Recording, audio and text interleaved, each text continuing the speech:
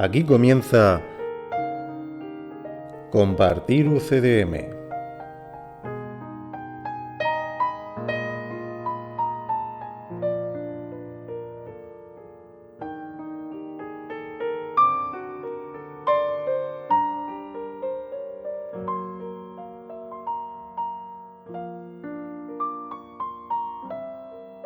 Bienvenidos a Compartir UCDM Podcast,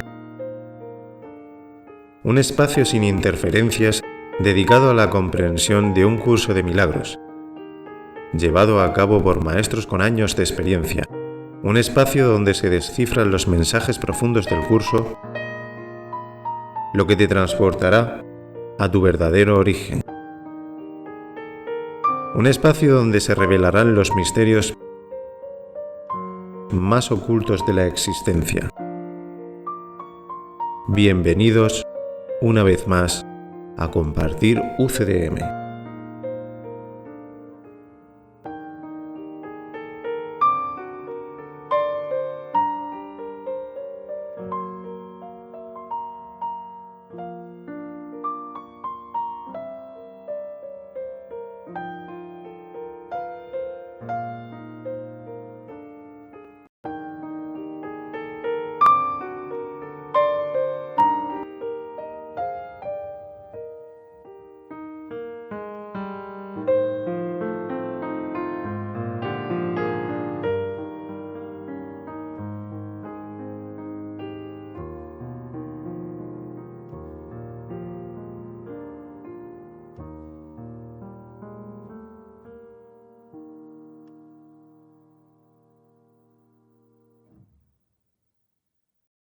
Comenzamos con el programa 86, capítulo 11, sección 4, la herencia del Hijo de Dios. Bueno, aquí José Antonio, esperemos que disfrutéis de esta sección tanto como nosotros.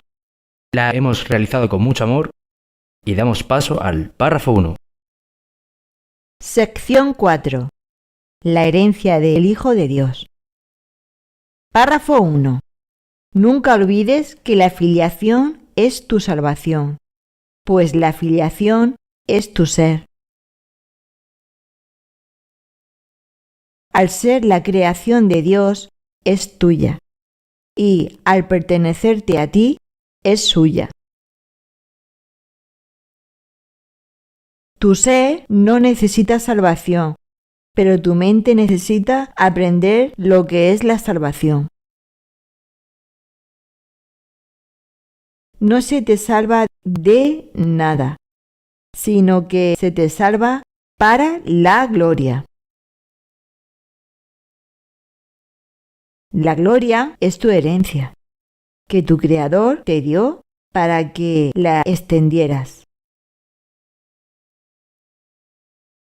No obstante, si odias cualquier parte de tu ser, pierdes todo tu entendimiento porque estás contemplando lo que Dios creó como lo que eres, pero sin amor.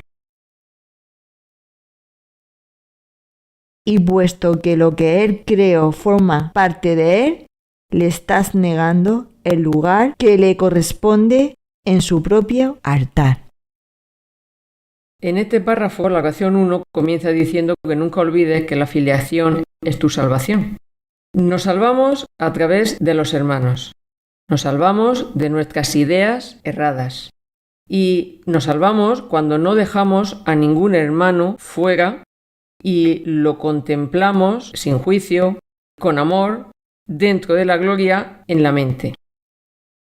Como decíamos en párrafos anteriores, aceptando la verdad que hay en él, se exprese como se exprese. ¿De qué se nos salva?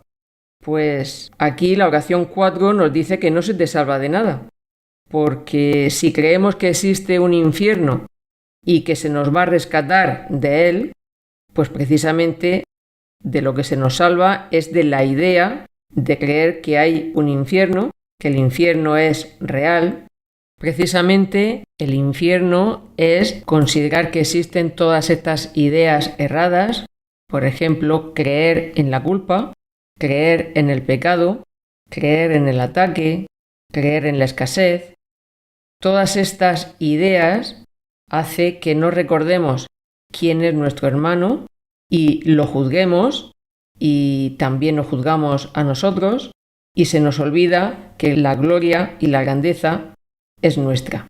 Como todas estas ideas son ilusión, no existen realmente, pues no existe el infierno y no se nos tiene que salvar de nada. Entonces, salvación es lo mismo que curación y sanación. Se te salva para la gloria. Y la oración 5 nos dice que la gloria es nuestra herencia y que cuando la extendemos, es decir, cuando extendemos la verdad, es cuando salimos de las fantasías, salimos de la ilusión y es al compartir la verdad cuando nos salvamos. Aquí dice también que si odias a cualquier parte de la filiación, pues claro, pierdes en entendimiento quién eres, en conciencia, pierdes el recuerdo de quién eres y estás dejando fuera a algún hermano, entonces todavía tienes necesidad de salvación. En el momento en el que odias a alguien, estás negando el lugar que le corresponde en el altar de Dios. Párrafo 2. ¿Cómo ibas a poder saber que estás en tu hogar si tratas de echar a Dios del suyo? ¿Cómo podría el Hijo de Dios negar al Padre sin creer que el Padre lo ha negado a él? Las leyes de Dios existen para tu protección y no existen en vano.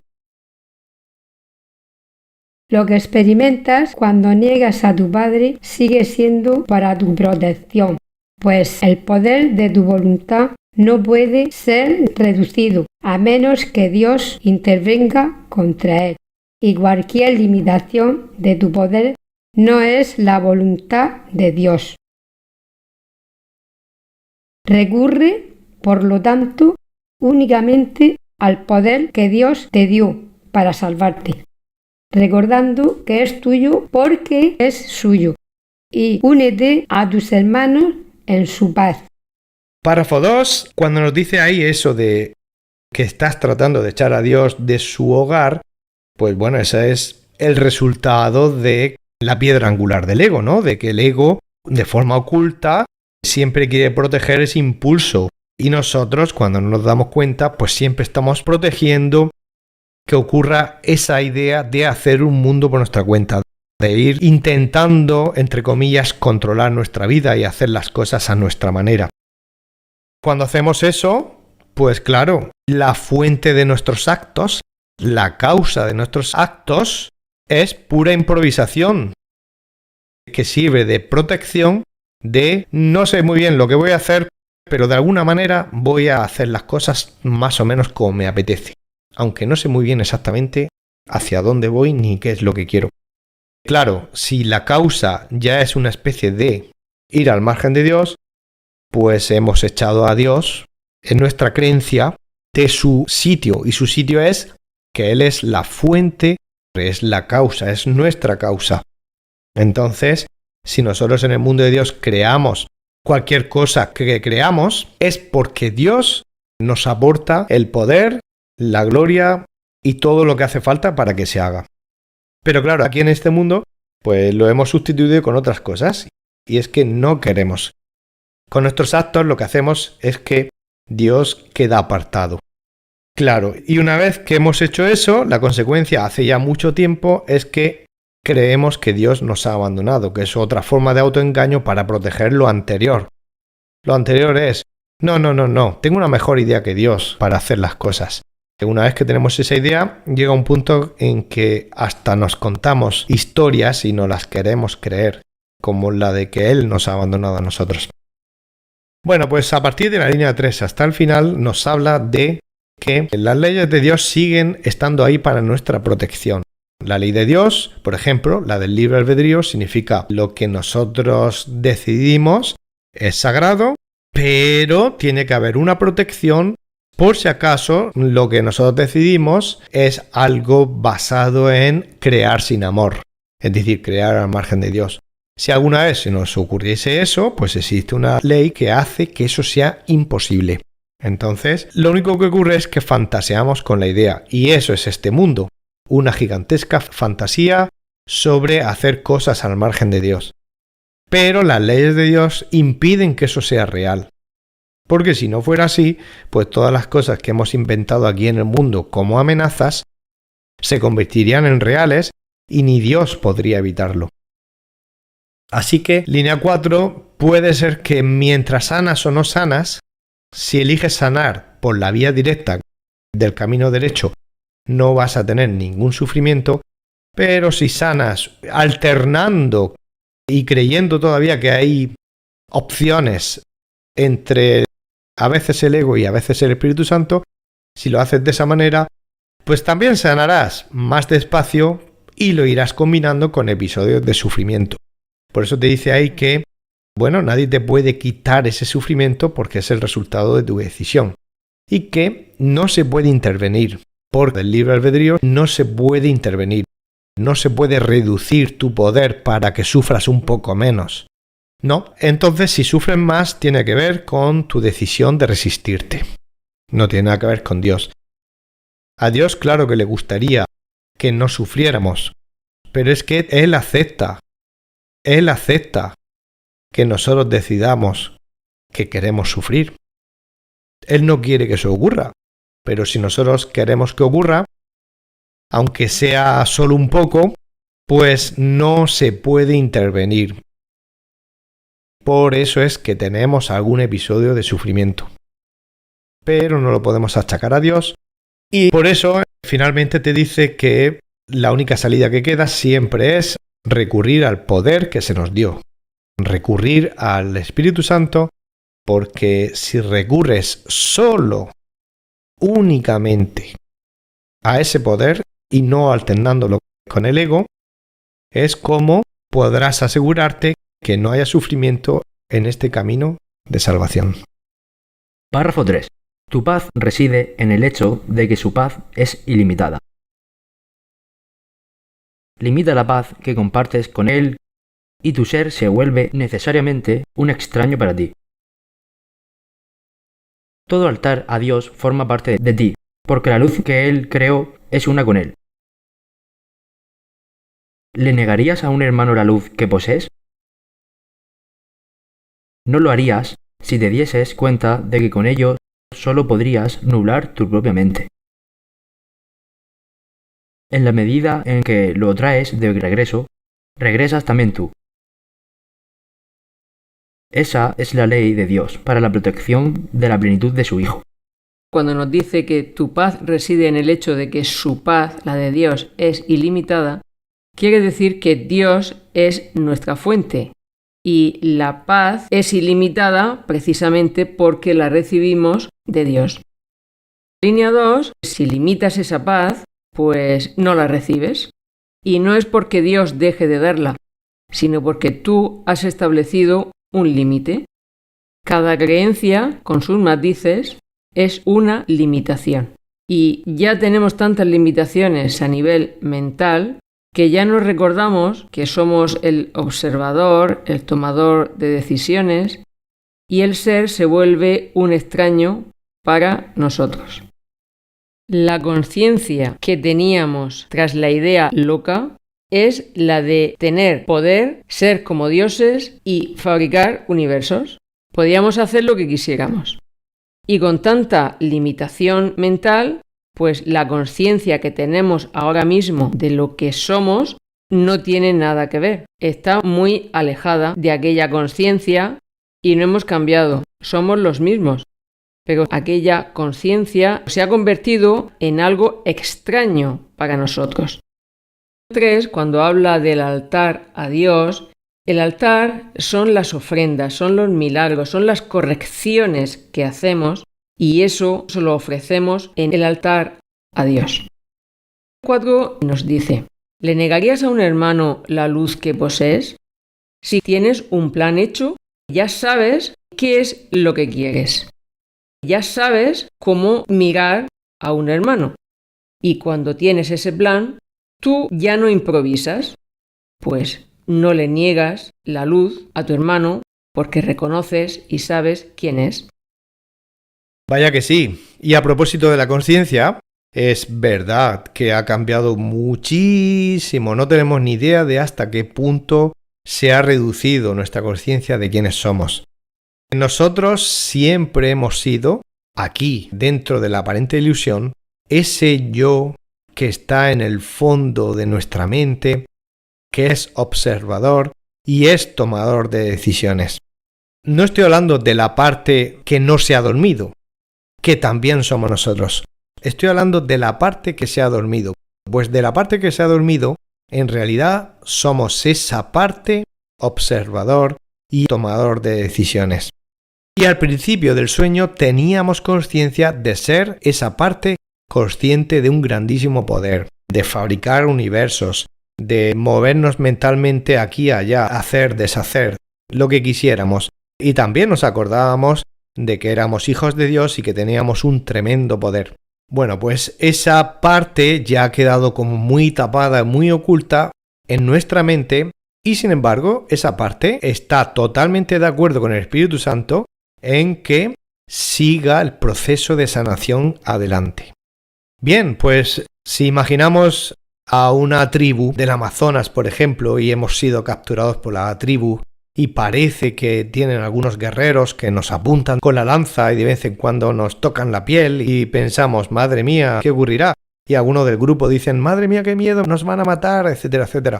Bueno, pues como siempre ocurren, los mayores ejemplos de poder no tienen nada que ver ni con la violencia ni con las armas, porque cuando llegamos a la aldea, allí parece haber una persona sentada, calmada. Al vernos llegar, sonríe, hace un gesto y todos los que movían la lanza y hacían gestos amenazantes se quedan quietos, reconociendo la autoridad de esta persona y esta persona nos pregunta qué hacíamos por allí y al final resulta ser una persona razonable. Bueno, pues esta imagen nos recuerda que cuanto más pacífico es una persona, más poder demuestra. Nosotros somos todo paz, como hemos leído, paz ilimitada, porque nuestra fuente es Dios, y nosotros realmente somos ese que está en el fondo de la mente, que lo observa todo y también toma decisiones. Bueno, pues a lo largo de todo este tiempo y debido a todas esas limitaciones, ya no sabemos nada de eso y parece que nos lo tienen que recordar.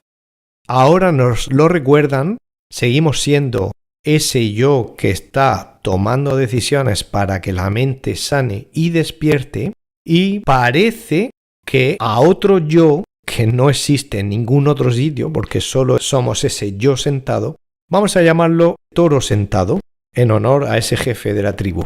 Ese toro sentado somos nosotros, pero que ya nos hemos olvidado de que somos ese, y que nuestra conciencia se ha reducido tanto, y de tanto mirar al mundo y al exterior, que creemos que somos otro.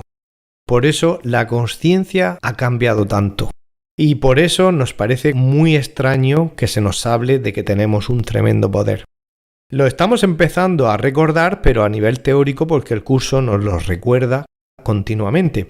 En esa conciencia limitada somos toro sentado que se levanta de vez en cuando, parece que sale al exterior de la tienda y parece que se mete en el mundo a hacer las cosas que hay que hacer en el mundo y a reaccionar tal como se interpreta en el mundo que hay que reaccionar.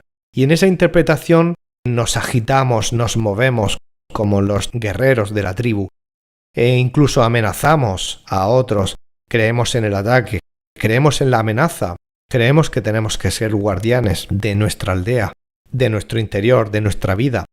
Y hacemos todas esas acciones porque se nos ha olvidado que somos toro sentado. Toro sentado es el gran observador, el que observa todo lo que le ocurre y todo lo que hace, y también observa las decisiones que parece tomar, porque todavía no nos identificamos con toro sentado. No, todavía parece que somos este yo que vaga por el mundo. Y mientras aprendemos el curso, aumentamos la conciencia debido a que perdonamos cada vez más las ideas y estamos más dispuestos a sanar todo y poco a poco empezamos a tener más conciencia de que somos ese yo que está cada vez más de acuerdo en tomar esas decisiones. Sin embargo, nos seguimos olvidando continuamente. Por eso, nuestra insistencia en hacer un plan, que muy bien se ha dicho, significa no esperar teniendo un accidente en el mundo. Nuestra vida acaba siendo mucho más feliz si empleamos nuestra voluntad en estar atentos. Somos observador y tomador de decisiones. Entonces, estar atentos y hacer un plan sobre cómo percibir mejor en lugar de cómo solíamos percibir. Luego vendrá, como se ha dicho, la demostración y pues a veces nos equivocaremos o a veces no. No pasa nada si nos equivocamos, como sabemos que no somos culpables, elegiremos de nuevo. Pero no nos importará el habernos equivocado. Lo que nos importa es el propósito. Pues con respecto a un hermano, establecer una idea, ¿no? Quiero mirar amorosamente a mi hermano. Y luego, cuando tenga que demostrarlo, pues lo llevaré a la práctica. Pero eso viene después. Lo importante es centrarse en qué es nuestra voluntad. Cuanto más nos centramos en nuestra voluntad, más nos damos cuenta de que somos toro sentado. Bueno, pues cuando nos olvidamos, toro sentado se levanta, se mete en el mundo, se olvida que es el jefe de la aldea y se convierte en un guerrero que agita su lanza y está nervioso y tiene miedo. Cada vez que miramos las imágenes de nuestra vida, nos agitamos, reaccionamos porque no tenemos ningún plan y claro, cuando no tenemos ningún plan, a veces las cosas no salen como queremos. Entonces, mentalmente salimos de ese fondo, creemos de repente que somos el que estamos haciendo cosas en el exterior y solo con el entrenamiento mental, con la expiación y la sanación, perdonando esas ideas y entregándoselas al Espíritu Santo, es como al final empezamos a ser conscientes de algo mucho más importante, recordar que somos toro sentado. Párrafo 4. Solo tú puedes privarte a ti mismo de algo. No resistas este hecho, pues es en verdad el comienzo de la iluminación.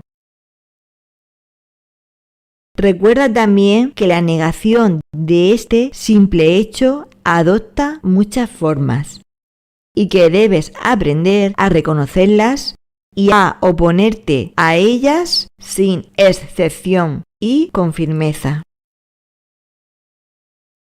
Este es un paso crucial en el proceso de redespertar.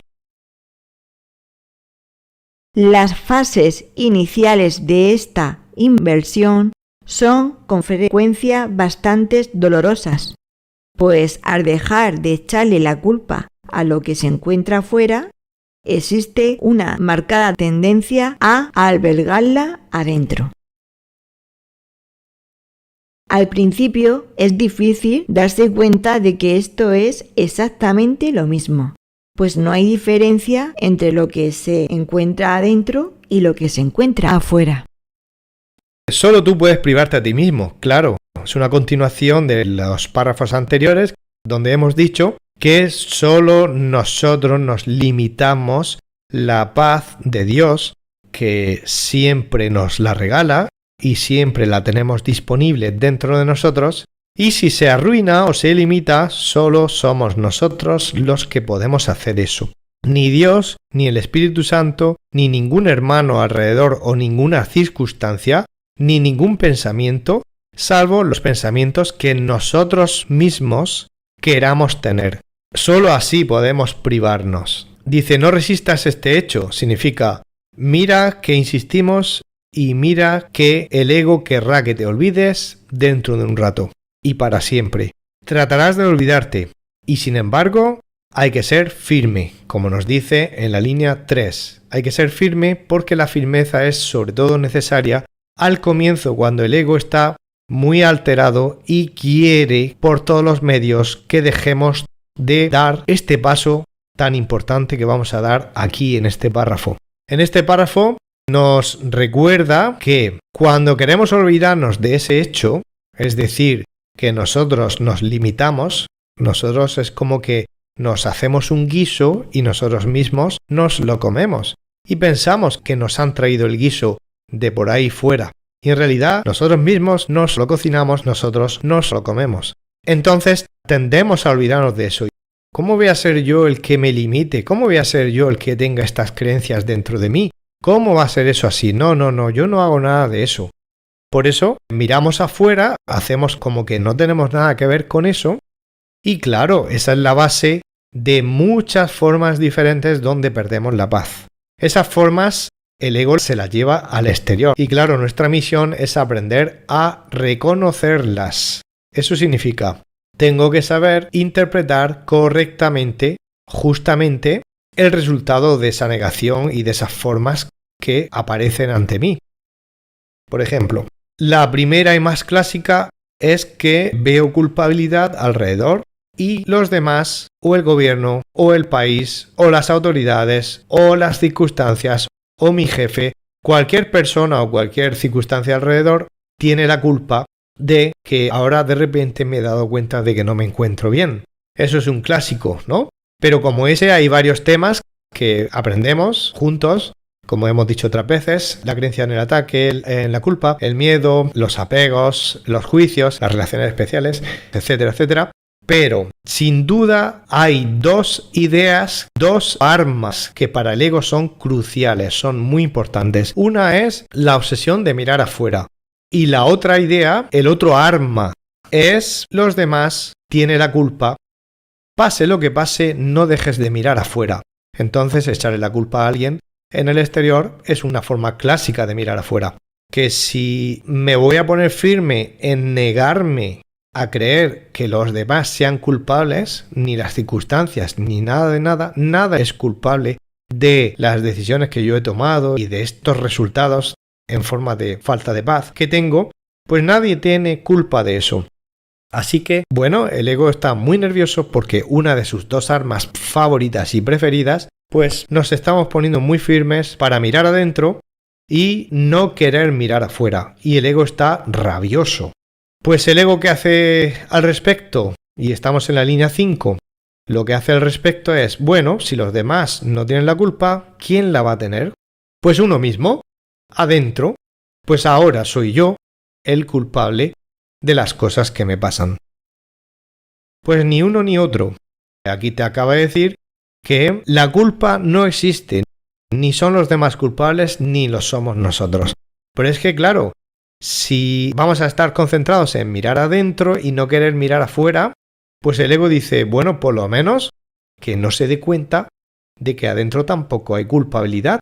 Pues nada, la zozobra de los próximos días va a estar alrededor de lo mal que me siento adentro, yo soy culpable por ello. Pero antes de continuar con esta idea de culpabilidad, hay una idea que estábamos nombrando y es la línea 3 cuando dice que hay que aprender a reconocer esas formas que adopta la negación de que nosotros seamos responsables de lo que nos pasa, responsables, no culpables, y te dice que tienes que aprender a reconocerlas. Nosotros lo hacemos tema a tema. El miedo, las relaciones especiales, juicios, pues uno a uno estamos aprendiendo a reconocer esas formas de ego, ¿no? Pero además te dice, tienes que aprender a oponerte a esas formas. Y esto sí que requiere un poquito más de explicación. ¿Oponerse qué significa? Punto número 1. Estar en contra pero no rechazar. Significa, no en el sentido del mundo de oponerse. Cuando uno se opone, pues uno se enfrenta y lucha contra aquello de lo que se está defendiendo. Y no hay que interpretarlo así. Oponerse significa negarlo en el sentido de no quiero que eso forme parte de mi vida. Lo estoy negando. No lo estoy rechazando ni haciendo como que no existe. Hacerse el sueco, hacerse el longi, hacer como que no nos enteramos, mirar para otro lado. No es ese negar. Es no quiero que forme parte de mi vida. No son ideas que me interesen. Punto 2. Otra cosa que significa oponerse a formas que adopta la negación de que nosotros seamos responsables de lo que nos pasa, que nosotros nos limitamos. Entonces, oponerse significa no entrar en juicios ni valoraciones, simplemente no significa nada. Porque si entramos en juicios, probablemente acabaremos rechazando, nos pondremos en contra. Si alguien en el mundo delante de nosotros empieza a decir, por culpa de mi jefe me han echado de la empresa, etcétera, etcétera, etcétera, nosotros al escuchar eso, si tenemos dos de las siguientes reacciones, son un error. Una reacción es ponernos a favor del jefe, y ha hecho muy bien en hacer eso que ha hecho. O ponernos en contra y decir, qué injusto, ¿no? Qué malo ha sido contigo. También es un error. Lo que está diciendo aquí es, niega que a ti te interese entrar a formar parte de juicios, de situaciones de otras personas que no tienen nada que ver contigo. Ni a favor ni en contra. No va contigo, no tiene nada que ver contigo. Eso es negarse a tomar parte. Por lo tanto, y este es el último matiz que tiene la palabra oponerse, significa no apoyar. ¿Apoyar qué significa? O bien conscientemente o bien inconscientemente, muchas veces apoyamos las ideas del ego en el mundo. Por ejemplo, si en esa conversación de dos entramos y decimos, no me digas, ¿tu jefe te ha hecho eso? Y estamos tomando parte. Entonces, eso hace que sea real para nosotros. En lugar de decir, eso no está ahí y yo me niego a, como decía Jesús, ¿no? ¿Me has visto cara de repartidor? Bien, ni la otra parte. Pero muchas veces, en el exterior, no somos conscientes de que apoyamos ideas del ego simplemente con nuestra presencia. A lo mejor no hablamos, pero no nos hemos parado a pensar que igual nuestra presencia está apoyando una idea que no coincide con la verdad. Eso es lo que estamos enseñando a los demás y eso ocurre muchas veces, ¿no? Como por ejemplo cuando pues alguien habla de que está sufriendo y otra persona presente en ese círculo dice esto es una injusticia y hay que hacer esto. Si nosotros, aunque no estemos a favor ni en contra, no nos damos cuenta de que nuestro uso del cuerpo también incluye apoyar ideas que no tienen nada que ver con la paz. Si hay personas apoyando un error, no tiene mucho sentido apoyarlo y a veces no somos conscientes de que con el cuerpo lo hacemos. Evidentemente no venimos a hablar ni a enseñar lo que tiene que hacer cada uno en el exterior, pero es verdad que en el exterior uno debería ser coherente y expresar siempre lo que tiene en la mente. Claro, salimos y dejamos atrás ese mundo de hipocresía donde pensamos una cosa y hacemos la contraria. Ahora estamos empezando a entender que los actos revelan lo que pensamos, ¿no?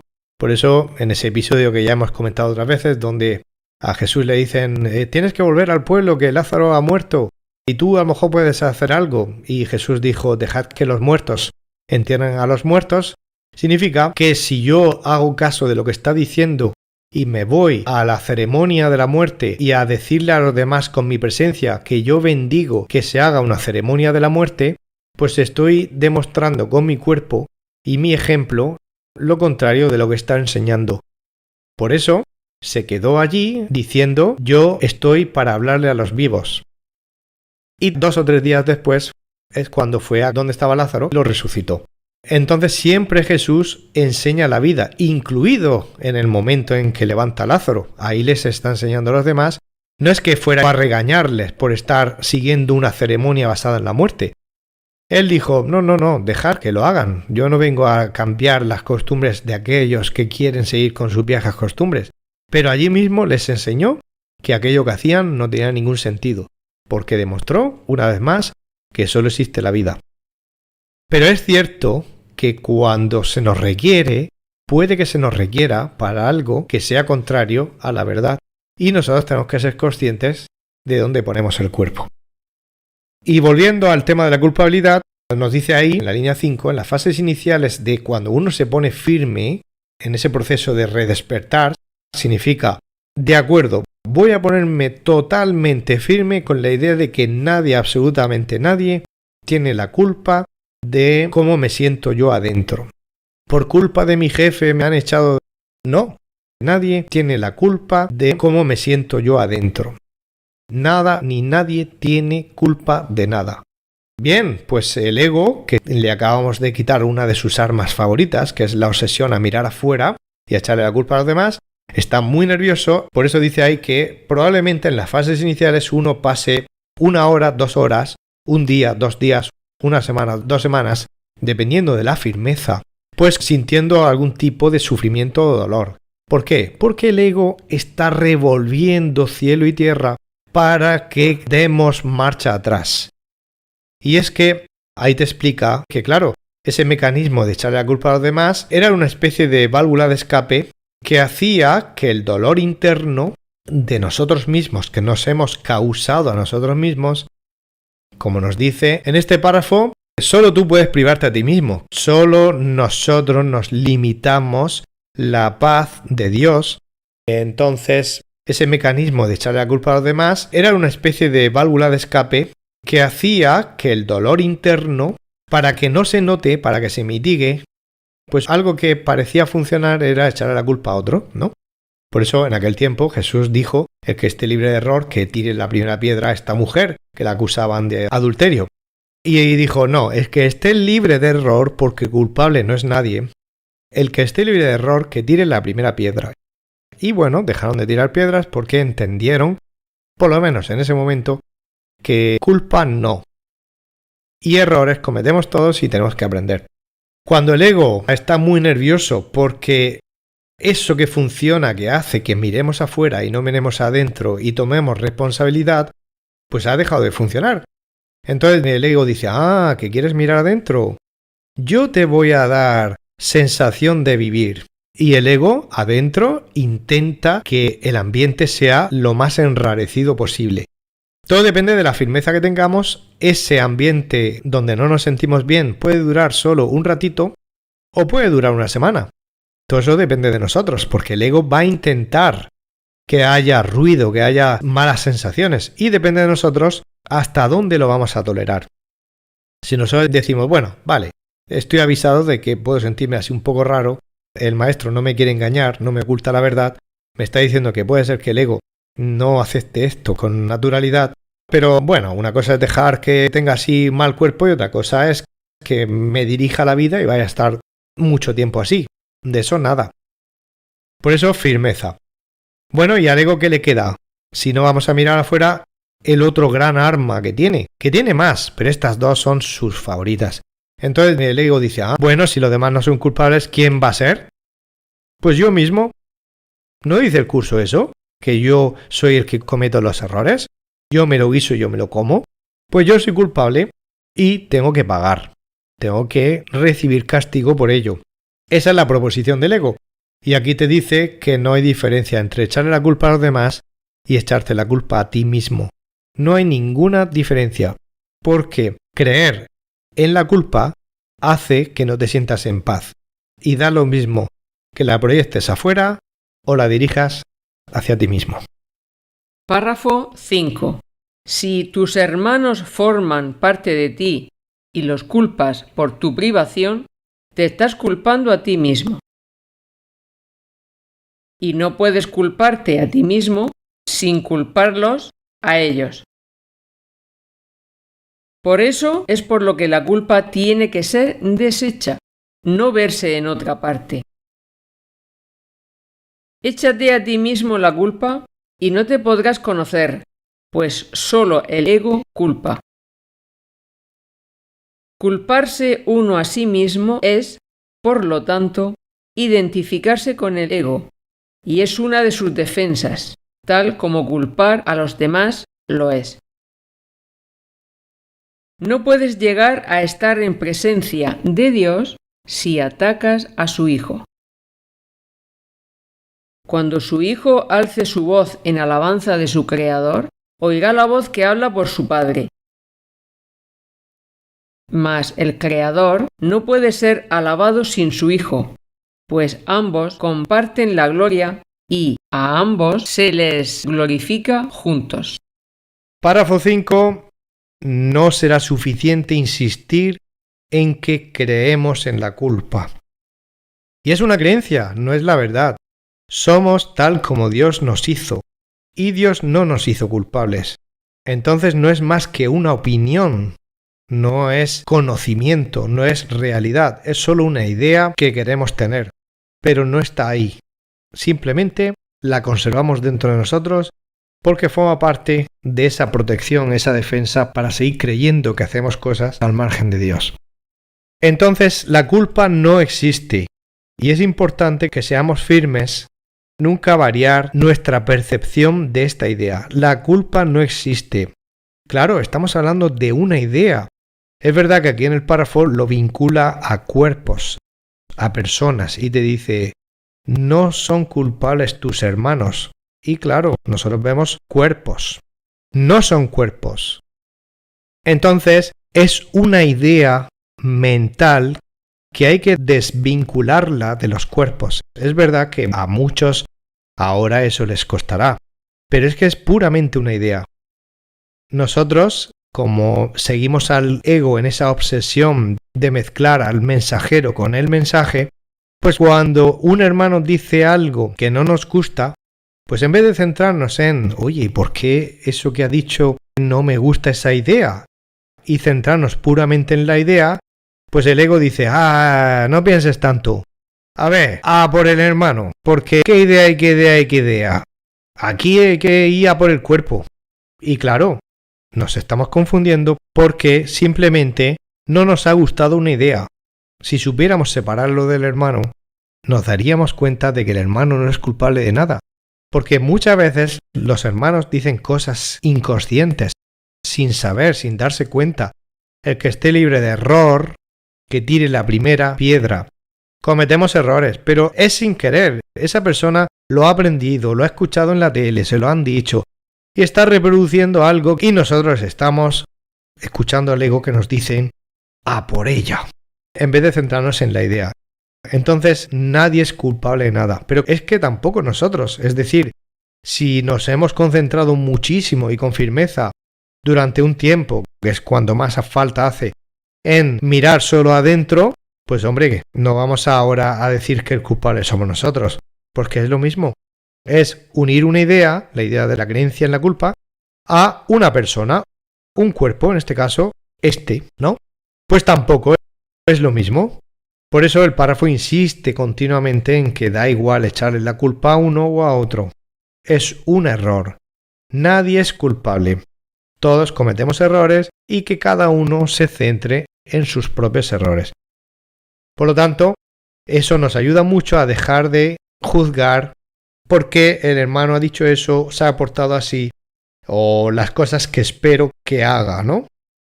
Dejamos de fijarnos en eso, aprendemos a juzgar correctamente, y es porque empezamos a separar y nos centramos mucho más en las ideas dentro de nosotros. Por eso dice ahí que está muy bien alabar a Dios, pero no significa nada esa alabanza, cae en vacío, en saco roto, si no haces lo mismo con su hijo. Claro, no es posible alabar a Dios y al mismo tiempo echarle la culpa al hermano o atacarlo. Esto nos recuerda a esa metáfora que usamos hace ya un tiempo, de alguien que tiene como objetivo fregar los platos. Es como nosotros cuando decimos sanar cada uno de los errores mentales, son objetivos que nos ponemos. Es como que cada plato es una idea que hay que sanar, aprender sobre ella y a no apoyarla nunca más, a negarla dentro de nosotros. Y es como cada plato que hay que lavar. Pero claro, si ha entrado una avispa por la ventana y no nos deja concentrarnos en los platos, pues no paramos de ver la avispa, que es una metáfora de la culpabilidad, de creer que la culpa existe. Pues mientras creemos en la culpa, es imposible fregar los platos. Es imposible centrarnos en sanar una idea en concreto que hemos escuchado si nos estamos fijando en la persona que lo ha dicho. Le estamos echando la culpa a esa persona. Pero entonces ya nos hemos olvidado de ¿por qué a mí me molesta esa idea? ¿Por qué a mí no me gusta? ¿A mí qué más me da quien lo haya dicho? La cuestión es, ¿y esa idea por qué me molesta? Eso es cuando eres capaz de no ver culpables, sino solamente decir, uy, no me siento bien, ¿qué es lo que pasa? Y saber que es una idea dentro de nosotros. Pero no lo confundimos con la persona. Por eso, siempre decimos, cuando vamos a sanar cada uno de los errores mentales, asegúrate bien de haber apartado la avispa fuera de la habitación, que es lo mismo que decir, asegúrate bien de no transigir ni un milímetro en la idea de que alguien pueda ser culpable aunque digamos, venga, pues el 95% no lo son, pero hay un 5% donde sí o alguna vez sí que lo son, o yo mismo lo soy. No, si haces una diferencia de un 0,000000000 y puedo seguir todo lo que haga falta 1, pues si creo en ese 1 como que podría ser una excepción, todavía no hemos entendido cuando el curso dice que las ideas son totales. No funciona por porcentajes ni por mayorías, no hay grados. Entonces tiene que ser 100% inocencia por todos sitios. Cuando hago eso, cuando soy capaz de apartar la avispa, pues en lugar de antes, que lo que hacía era quejarme de que no podía fregar los platos y venga a quejarme, y al final siempre usaba esa avispa como una defensa porque en el fondo quería que esa situación de no lavar los platos continuara. Y me quejaba a los demás, ay, qué mala suerte esto, ¿por qué tiene que ser así? No quiero que sea así, pero no hay más remedio, porque por culpa de esto, por culpa de esto. No, queremos que sea así. Si nosotros quisiéramos que dejara de ser así, primero dejaríamos de echarle la culpa a nadie. Y cuando la avispa está fuera, lavar los platos es sencillísimo. Párrafo 6. Cristo está en el altar de Dios, esperando para darle la bienvenida al Hijo de Dios. Pero ven sin ninguna condenación, pues, de lo contrario, creerás que la puerta está atrancada y que no puedes entrar. La puerta no está atrancada. Y es imposible que no puedas entrar allí donde Dios quiere que estés. Pero ámate a ti mismo con el amor de Cristo, pues así es como te ama tu Padre. Puedes negarte a entrar, pero no puedes atrancar la puerta que Cristo mantiene abierta. Ven a mí que la mantengo abierta para ti, pues mientras yo viva no podrá cerrarse, y yo viviré eternamente. Dios es mi vida y la tuya, y Él no le niega nada a su Hijo. Cristo está en el altar de Dios, esperando para darle la bienvenida al Hijo de Dios. Cristo es la parte despierta de la mente, y esa parte despierta de la mente nos está esperando a nosotros, la parte dormida, que aún no ha despertado. Nos está invitando. Ellos, los despiertos, primero nos invitan y luego nos dan la mano para facilitarnos este camino. En el apartado 2, dice, pero ven sin ninguna condenación.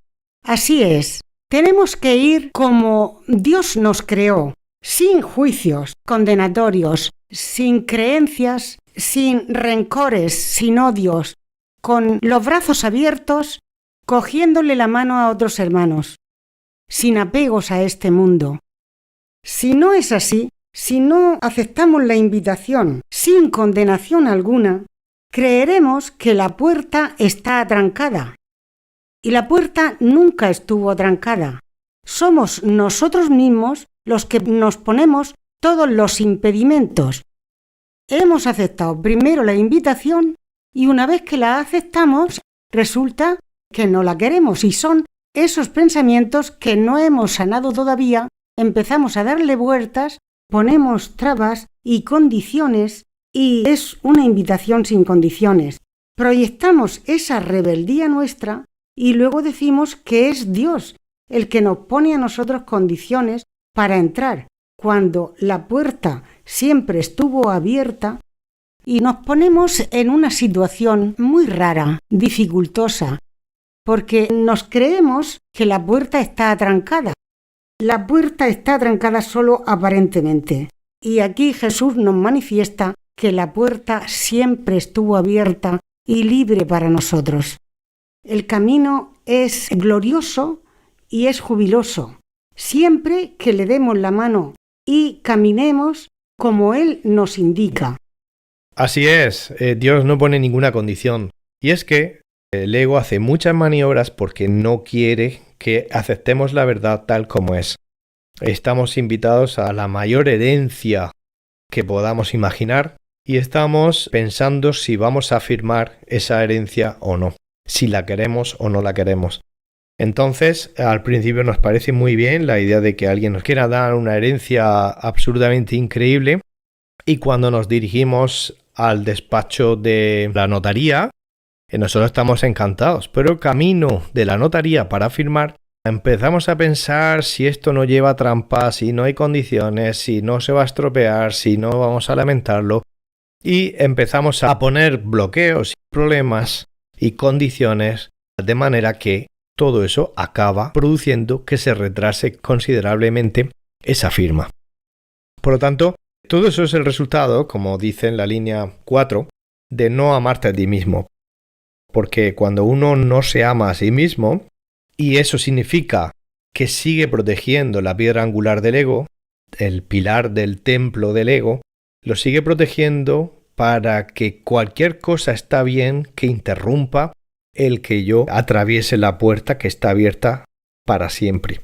Cualquier cosa es válida y al final es muy fácil si uno realmente quiere pasar la puerta rápidamente, solo tiene que clasificar los pensamientos que le vienen como son pensamientos a favor o en contra.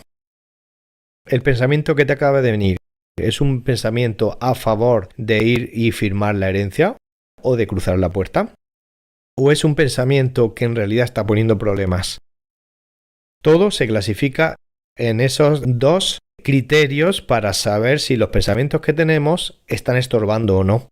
O dicho de otra manera, están protegiendo o no la piedra angular del ego, es decir, el impulso que nos lleva a no querer aceptar la herencia de Dios. Y eso es, ya sabemos, viene de largo, una continuación de querer seguir haciendo el mundo a nuestra manera, o de controlar nuestra propia vida, lo cual es una ilusión. Por eso, aceptamos la invitación, nos decimos a nosotros mismos que sí, que queremos abandonar esa manera individual, falsamente independiente de actuación y podemos decir, no, claro que quiero la herencia, pero ya estamos leyendo que por el camino el ego no va a parar hasta conseguir que nos desviemos de esa puerta de la notaría. Entonces la puerta está siempre abierta y como muy bien se ha dicho, luego el ego quiere que creamos a través de la proyección en el exterior que es Dios el que atranca la puerta, o Cristo, o el Espíritu Santo, o Jesús que nos habla, quien la atranca. Y en realidad no paramos de intentar boicotear esa invitación. Por eso en la línea 6 te dice, ven a mí. Nos está invitando. No solo nos espera, nos está diciendo cómo es la situación. También, por ejemplo, el mismo Jesús tuvo que hacer eso, de atravesar la puerta. Además, es una invitación que es totalmente sincera. No es como las invitaciones del mundo. Jesús plantea la invitación aunque sabe perfectamente que tiene que aceptar que el otro quiera retrasar que se produzca, pero sabe perfectamente también que retrasarlo no significa que no se vaya a producir. Sabe que es un hecho, que todo el mundo acepta esa invitación y que lo único que parece estar en juego es que se retrase. Así es que el ego pues juega siempre a retrasar y a que sigamos creyendo que podemos desafiar a Dios, lo cual el curso lo llama el problema de la autoridad. Así que, como finaliza en el párrafo, Dios no le niega nunca nada a su Hijo, y es el Hijo el que se priva a sí mismo. Párrafo 7. En el altar de Dios, Cristo espera su propia reinstauración en ti. Dios sabe que su Hijo es tan irreprochable como Él mismo, y la forma de llegar a Él es apreciando a su Hijo. Cristo espera a que lo aceptes como lo que tú eres, y a que aceptes su plenitud como la tuya propia. Pues Cristo es el Hijo de Dios, que vive en su Creador y refulge con su gloria. Cristo es la extensión del amor y de la belleza de Dios, tan perfecto como su Creador y en paz con Él. La oración 1 nos dice que en el altar de Dios Cristo nos invita espera a que la parte que está dormida cruce la puerta y se reinstaure y que se incorpore en conciencia al Cristo. Cristo es la parte despierta. El Cristo, dentro del sueño, es la parte de nosotros que despertó, que despierta y que está invitando a que se reinstaure en conciencia a esa parte dormida que aquí llama el Hijo de Dios, recordando que el Hijo de Dios somos todos, tanto los despiertos como los durmientes, y Cristo es la parte despierta. Cristo es Jesús, es Buda, es el Espíritu Santo, todos los que hayan despertado, y como a nosotros nos gusta individualizar, cuando el párrafo, por ejemplo, anterior en la oración 6 nos dice ven a mí, podría haber dicho ven a nosotros. Sin embargo, pues bueno, nos gusta hablar de Jesús como nuestro favorito, como individuo, basado en la idea del ego de ir por nuestra cuenta. Y Cristo es un colectivo, es una unidad, la que despertó, dentro del sueño. Y fuera del sueño, Cristo es el Hijo de Dios que nunca se durmió. Entonces, lo que se pretende es que vayamos adquiriendo más conciencia de la unidad, de que todos somos lo mismo, de nuestra realidad que se nos ha olvidado. Por eso ese matiz de que Cristo es ese colectivo que ha despertado. Nosotros somos invitados y es un hecho que aceptamos esa invitación. Solo que parece que ocurre a través del tiempo y que es algo futuro.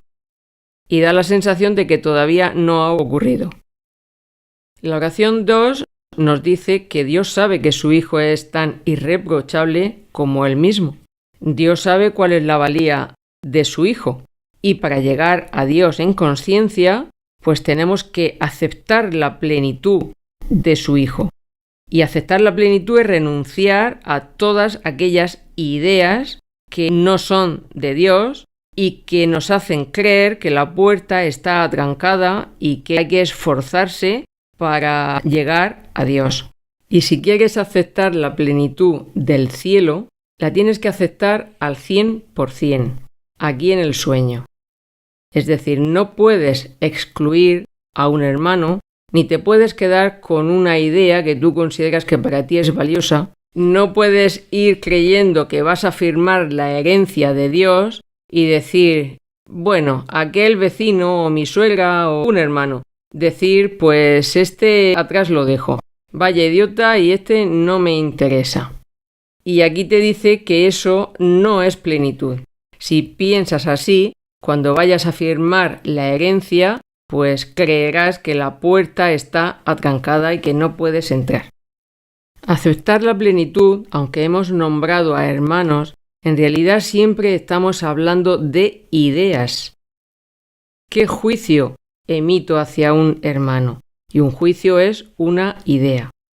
Podemos estar apegados a ideas de otro tipo, como por ejemplo apego a lo material o deseos de experiencias o acciones en el mundo.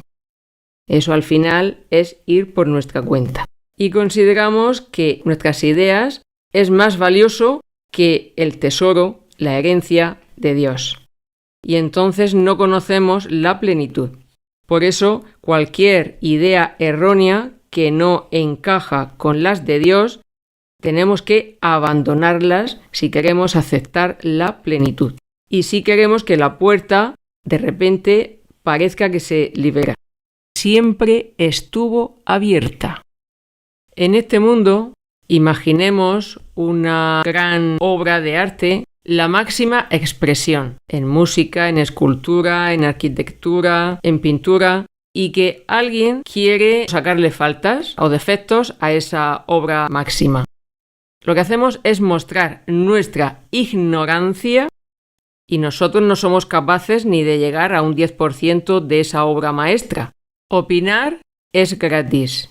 Y esa obra maestra no es nada comparado con la obra de Dios, con su Hijo, y sin embargo, cada vez que expresamos un juicio hacia alguien y decimos, esta persona es estúpida, etcétera, etcétera, emitir un juicio hacia un hermano es todavía mucho más absurdo que uno de esos ejemplos del mundo de esa obra maestra sacarle un defecto. Y con ello nos hacemos una idea de cómo las ideas del ego se alejan de la realidad totalmente. Párrafo 8. Bendito es el Hijo de Dios, cuyo resplandor es el de su Padre, y cuya gloria Él quiere compartir tal como su Padre la comparte con Él. No hay condenación en el Hijo, puesto que no hay condenación en el Padre. Dado que el Hijo comparte el perfecto amor del Padre, no puede sino compartir todo lo que le pertenece a Él, pues de otra manera no podría conocer ni al Padre ni al Hijo. Que la paz sea contigo, que descansas en Dios y en quien toda la filiación descansa. Pues sí, bendito eres, Santo Hijo de Dios. Benditos somos todos. Porque el resplandor, la felicidad y la gloria de nuestro Padre nos inunda a todos. Dios está en la gloria. ¿Y tú estás en la gloria? Parece que con lo que sentimos a veces salimos de ella. Pero solo parece, porque siempre estamos ahí.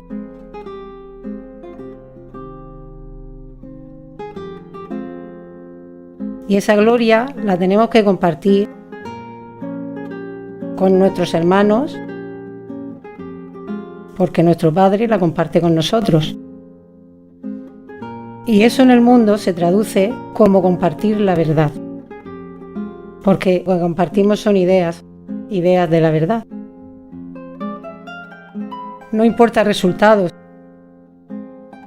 si el de enfrente nos escucha o no, o si podemos hablar o no. Lo importante es tener la disposición a compartir la verdad. Así, todas las grandes obras maestras de Dios las volvemos a recordar. Y entonces, y solo entonces, nosotros estaremos entre los que invitan a despertar a los demás.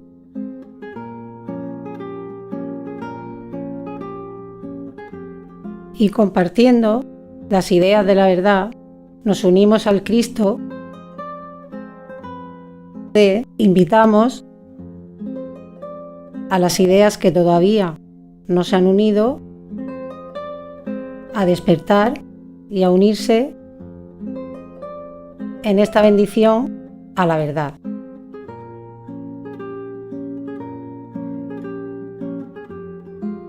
Que la paz sea contigo.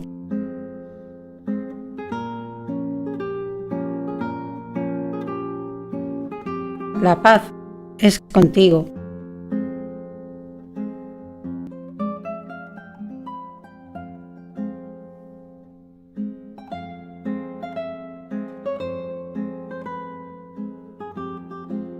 Porque el amor es desear y saber que el otro sea feliz y es feliz independientemente de lo que parezca estar ocurriendo.